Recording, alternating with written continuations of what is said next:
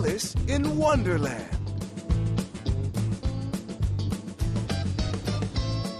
Hey everyone, it's Jonathan, and welcome back to Wonderland Wednesday. Today we're continuing our series with Nicki from Trivial Theater, talking about some of the worst animated versions of Alice in Wonderland. This second one, like our first episode, is another cheaply animated web cartoon. At least I think it's a web cartoon. It has all the animation stylings of a web cartoon, including amateurish flash animation, bizarre royalty-free music choices, and weird plot points that are definitely not from the book. However, it is nearly an hour long, and it was made by a semi-well-known animation company.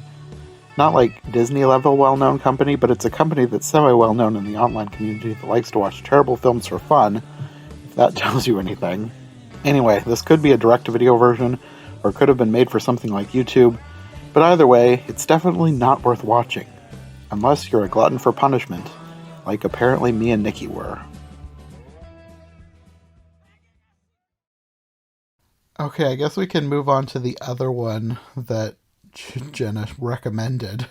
It's from a studio called Video Brinquedo, which apparently is a Brazilian animation studio, and I did not know at the time until I looked up the studio. They are the studio behind a bunch of now famous Disney ripoffs, including, well, not just Disney, DreamWorks as well, including Little Panda Fighter, which my God. which is I've the Kung Fu Panda these. ripoff, I've and seen Ratatouille, which is the Ratatouille ripoff.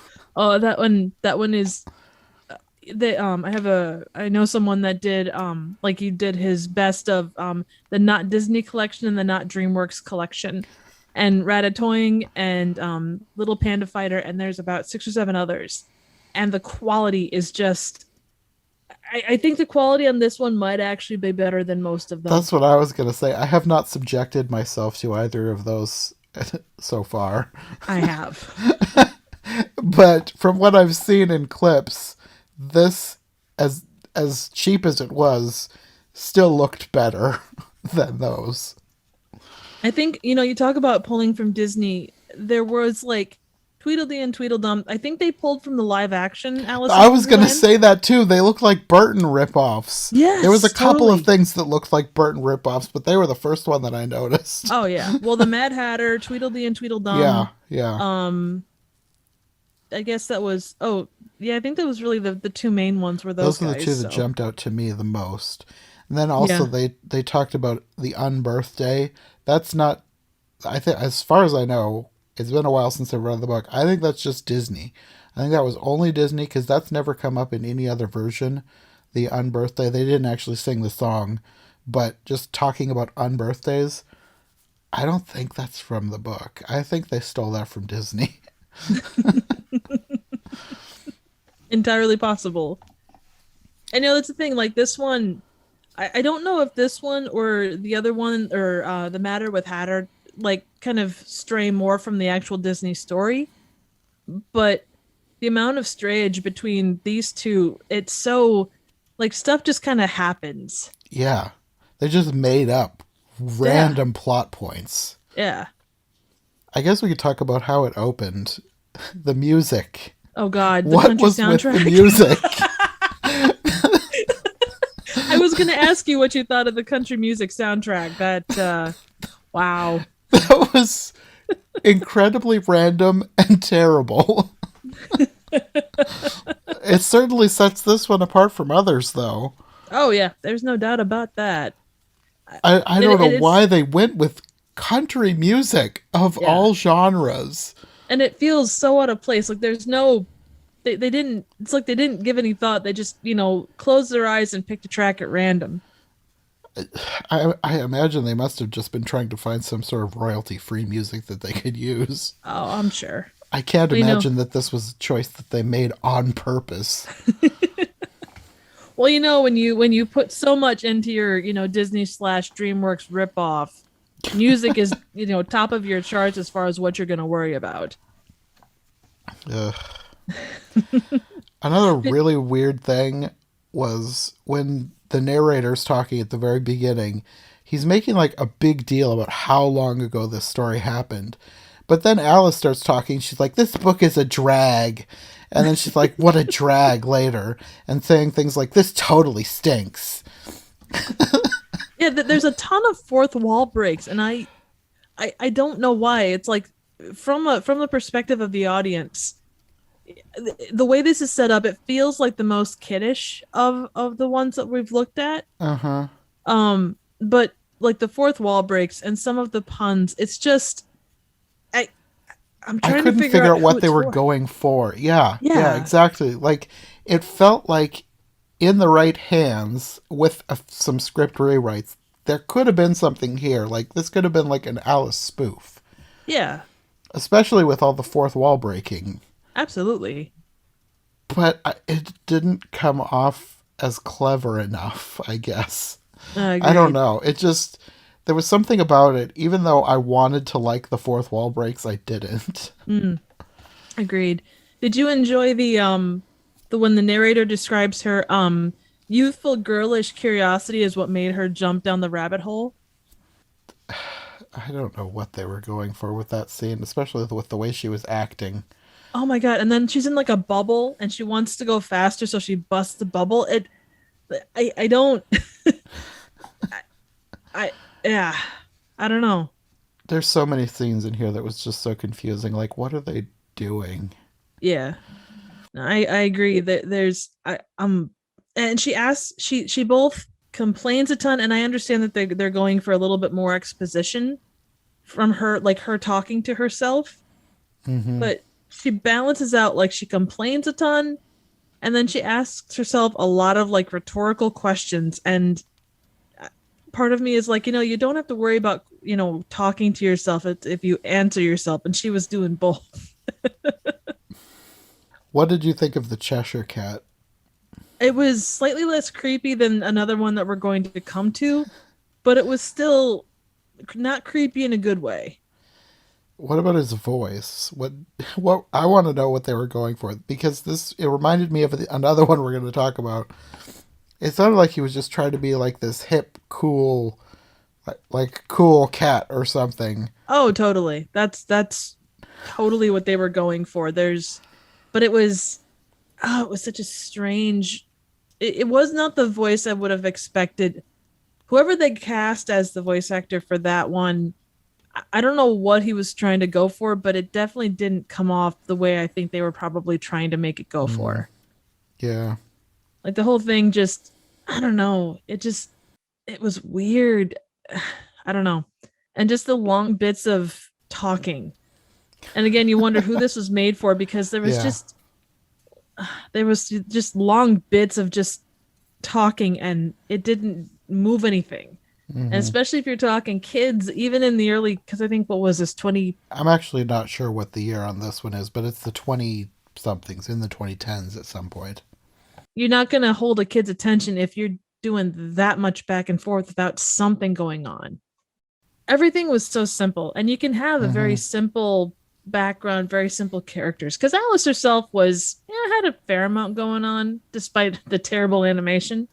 But you got to have something to make up for that. If you're going to have simple backgrounds, you have to play well with them and make them work. And the things they were pulling, it didn't make sense. There wasn't a lot to it that drew you in, Hmm. which is why we're discussing it, obviously, but still. Well, let's talk about something else that doesn't really make sense. Let's talk about all the changes they made to the story. Oh my God. Particularly with the Queen having, like, security cameras around Wonderland for some reason, spying on people, trying to figure out who's a foreigner, and sending out guards to capture foreigners. Oh yeah. And now, is that supposed to be like, were they going for some kind of a message with this one? I don't know. Because it felt like they were trying to cover some, there was some quote unquote greater message to this one, it felt like. And I don't know, like, you do have a little bit of social commentary with some of these other, like the little panda fighter, there is commentary and such, but this was so above what you would think their target audience would be, as far as like a message. I don't know. Maybe. I It didn't get was, anything like that out of it. no, I just agreed. thought it was weird. Yeah, no, I agree. Oh, I had to laugh at the the Tea Party conversation. It was so like weirdly deeply philosophical. Like they started going back and forth, and all I could think was the second Matrix movie where like they get into these deep philosophical discussions that ultimately don't lead anywhere. The Tea Party scene was weird. That was another one where the right characters did not show up. For some reason, it was the White Rabbit, and it's revealed that he was running away from Alice because he just didn't hear her. Okay, and that's where you meet the Hatter, who looks Burton inspired, but he also looks kind of vampiric. Oh yeah, very much so. Well, and he had the two different colored eyes and that whole bit. Did you find that the animation reminded you of Foster's, like if you've ever seen Foster's Home for Imaginary Friends? I have, but it's been years, so I don't remember it too much. Like especially the playing card guards reminded me just a ton of them. And I like just some of the I think it was just some of the way it was drawn, and I don't know if that was intentional or whether that was just they were going for a really simple, cheap animation style. I have a feeling it was because it was cheap. Like there were so many things in here that were cheap, like the way the cat sat. Like you could tell that they had the pieces of the body, like you could only move them in certain ways.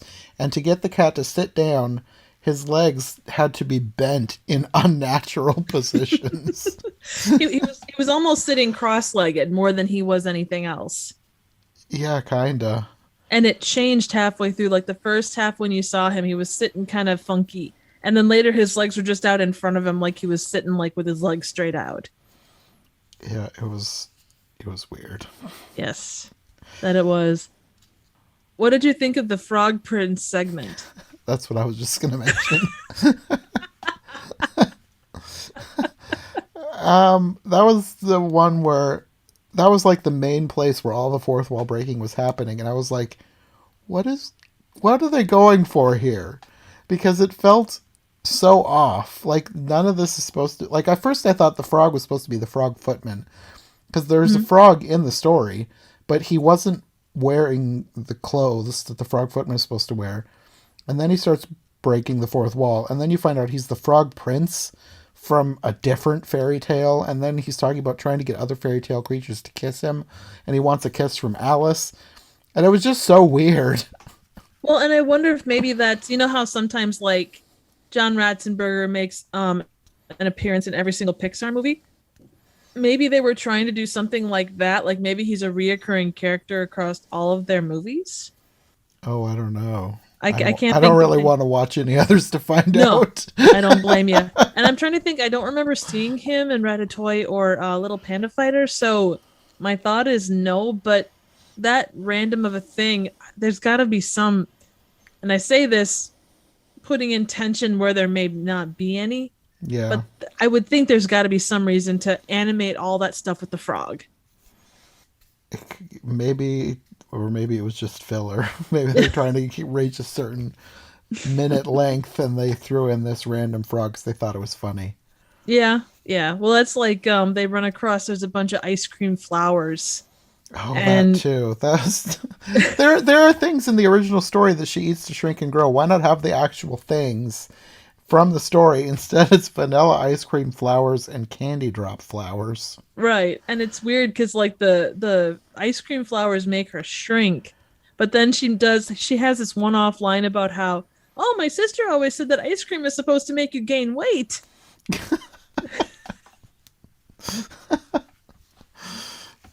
Oh my god. And then yeah, the gumdrop flowers make her grow, and they keep telling her that she needs to, like, she fills up her pockets with these gumdrop flowers, yeah. And it's never brought up again. I expected that to be at the end, because in the story, at the end, she grows enormous before she wakes up. And I thought that that's what they were going to end up doing. Like, she's taking the candy drop flowers for later because she's going to eat one and grow during the courtroom scene. And then that didn't happen. It's like, okay, so why did she take extra? Well, you never know when you need a good gumdrop flower that'll make you grow. I guess so. Did you notice too, like with the animation, the way that she drank stuff? Like it didn't even hit her lips. It was just like quickly raise bottle to lips and then back down quickly Mm-hmm. with a kind of gulp sound effect. Yeah, just the very cheapest. Ugh. So then at the end, she does end up getting captured. And then she's dragged to the Queen, who calls for the Prime Minister, who is the Cheshire Cat, apparently. None of this is in the book. I've never seen any other story do anything like this. This is all stuff they have to be making up themselves.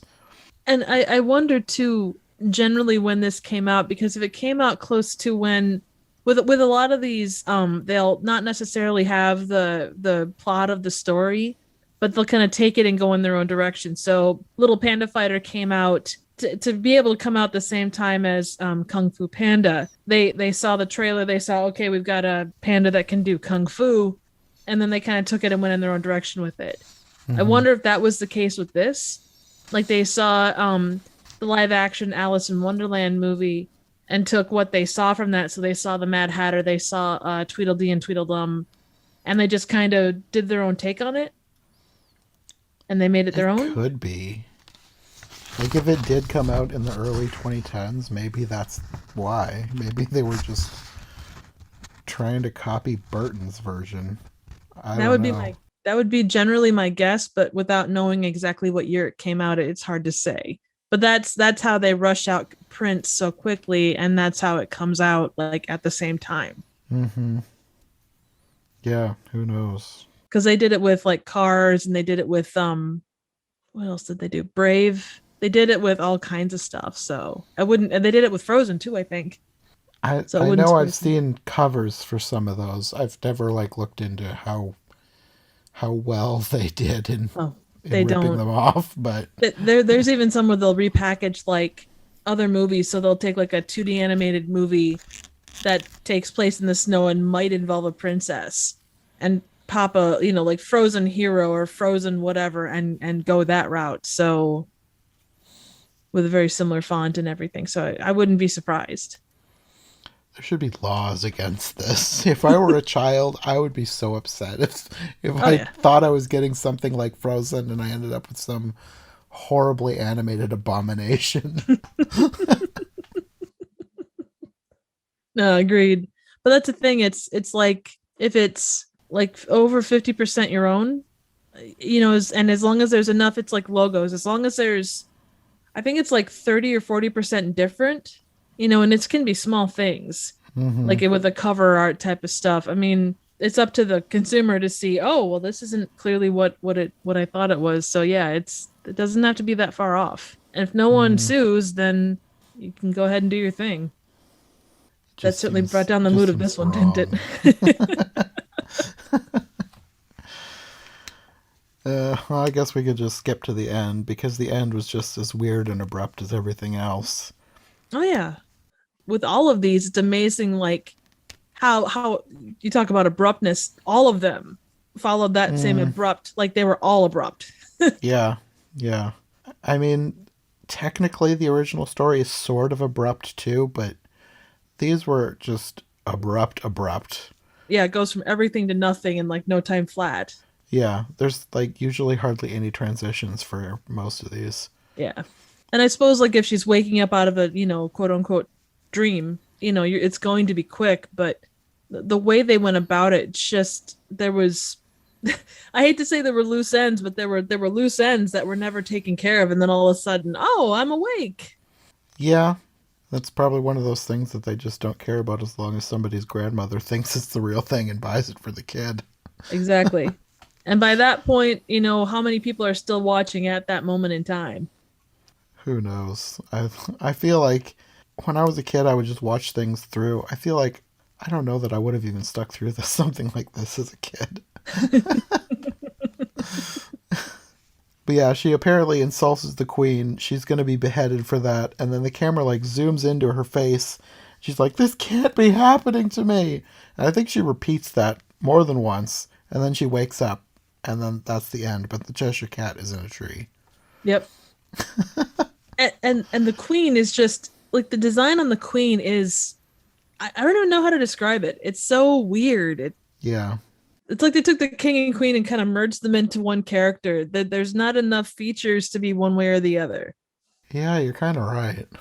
It's not ugly Yeah. animation on anything. Like Cheshire Cat looks okay, and I guess Alice looks okay, but by and large, just the animation, it's just Hmm. there's not enough for it to be for me to say, "Oh God, what is that?" But it's not enough to say, "Oh, it's really pretty." It's just I don't know. Like it's not one that will stick with Yeah. me in any way. Thank you to Nicki for joining me for this episode. She'll be back next week to talk about another terrible cartoon. But in the meantime, if you want more from her, I'll have her links in the description below. Next time we're going to be watching a direct-to-video film that I already watched and reviewed on my own years ago. What's the Matter with Hatter? For some reason. Honestly, if you told me back then that I was going to be willingly watching this thing again, I don't think I would have believed you. Anyway, that'll be next time, so we'll see you next week for an even worse episode of Wonderland Wednesday. Thanks for watching.